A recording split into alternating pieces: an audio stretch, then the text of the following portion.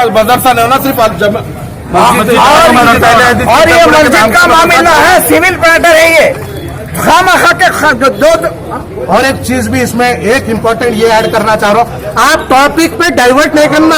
आप हम मस्जिद का पूछे ना, मस्जिद का बोलना। आप बोलते शेख फसीउद्दीन हैदराबादी कौन है, उन्होंने दूसरी जमीयत है, हमारे को उससे कोई वास्ता नहीं। उन्होंने मस्जिद के मुसल्ली है, मुसल्ली है। जबकि अब्दुल करीम अब जब से ओहदा लिया है, आज तक 5 वक्त की नमाज, एक दिन की 5 वक्त की नमाज मस्जिद में अदा नहीं किया। और एक ऐसा सदर है वो। अल्लाह को हाजिर नाजिर करके बोले, और शेख फसी कभी हमारे को बोले नहीं। और मदरसा देखिए रहमतुल्लाहि बरकातहू। अस्सलाम वालेकुम रहमतुल्लाहि बरकातहू। हमारी मस्जिद 900 गज़ की मस्जिद है, हमको 900 गज़ की मस्जिद चाहिए। हमको कोई मदरसा कोई लीगल नहीं है, यहाँ पर इलीगल मदरसा बनाया हुआ है। लीगल मदरसा कुछ नहीं है यहाँ पर, गैर ज़रूरी कब्जा हो चुका है। 350 गज न्यू पोर्शन ऑफ द मस्जिद कब्जा हुआ है। इजाज़ भाई आप बोलिए। अस्सलाम वालेकुम रहमतुल्लाहि व बरकातुहू। जज़ाकल्लाहु खैर इफ्तिखार खुर्रम साहब। यह हमारी मस्जिद जामिया मस्जिद अहले हदीस चिलकलगुड़ा पूरी 901 गज़ वक्फ के तहत है, और यहाँ पे 350 गज़ मस्जिद हमारी कब्जा हो गई है, इलीगल कब्जा हो गई है। एक प्राइवेट एंटिटी चल रहा है। इससे पहले 3 मदरसे चले वैसी, फिर वो चेंज होते गए, अब ये 4था मदरसा चल रहा है। कोई पुरसाने हाल नहीं है। इसका एक ही एक रीज़न है, अब्दुल करीम मस्जिद के एक्स प्रेसिडेंट थे। अब जमियतुल हीरा के भी प्रेसिडेंट जो है अब्दुल करीम है।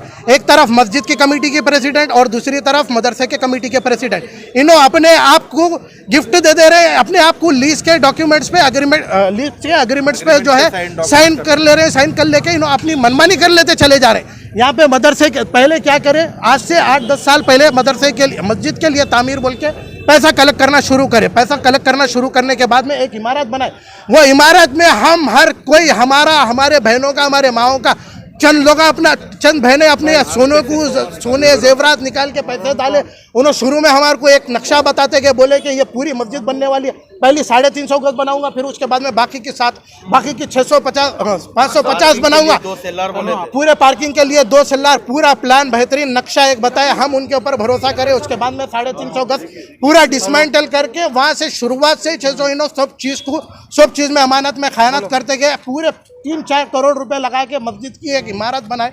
इमारत बनाने के बाद में हल्लू अपने घर का ज़ाती मदरसा, जो मदरसा चलता था अपने घर में कोई एक दूसरे मौलाना को ऐसा मदरसा लीज पे दिए थे, उनको 25,000 रुपये उनके पास से किराया लेते थे, उनको हटा दिए। वो मदरसे के डॉक्यूमेंट्स लिए आगे आके ये प्रॉपर्टी पे बैठ गए। ये प्रॉपर्टी पे बैठ के आप बोले ये मेरा पूरा कब्जा है। बोले कोई हमारे जैसे लोग अगर कोई जा रहे हैं, बड़े बुजुर्ग 60-70 साल के लोग जाके पूछ रहे हैं क्या है बाबा ये क्या कर रहे हैं, बोले तो या तो उनको डरा रहा, धमका रहा, मार दे रहा। आलिमों की कदर नहीं है।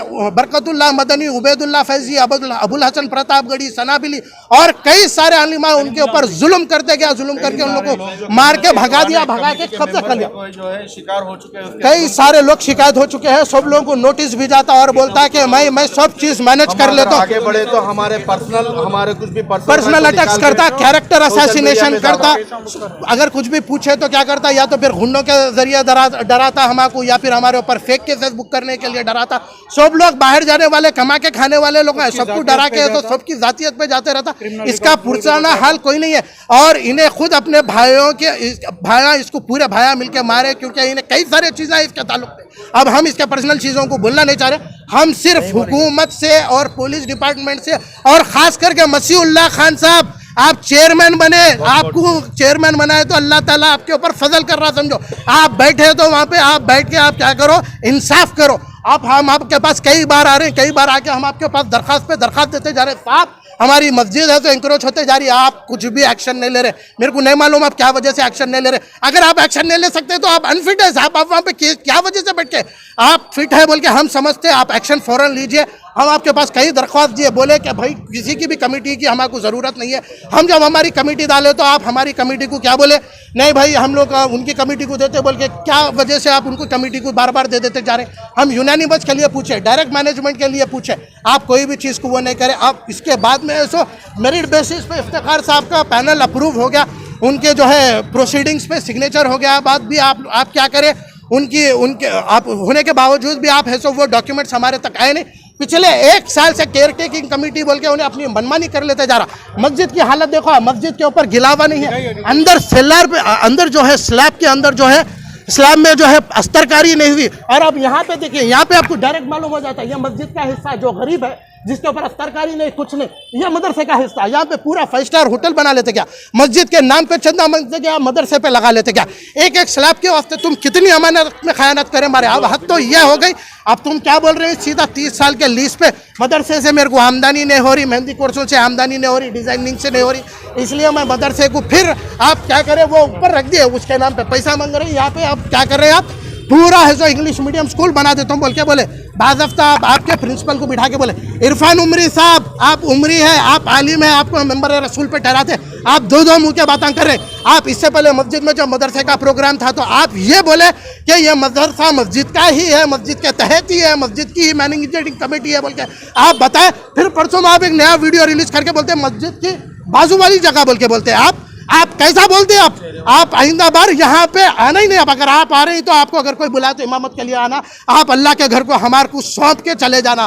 सुने, इससे पहले भी कलीमुद्दीन ऐसी करे, अल्लाह ताला कलीमुद्दीन को हिदायत दिया, जूते लाता पड़ने के बाद में उन्होंने सुधर गए। शफीक आलम साहब आप जमीयत अहले हदीस के प्रेसिडेंट है, आप 8 साल से हम यहाँ पे इस चीज़ के लिए लड़ रहे हैं, क्या आपको दिख रहा नहीं?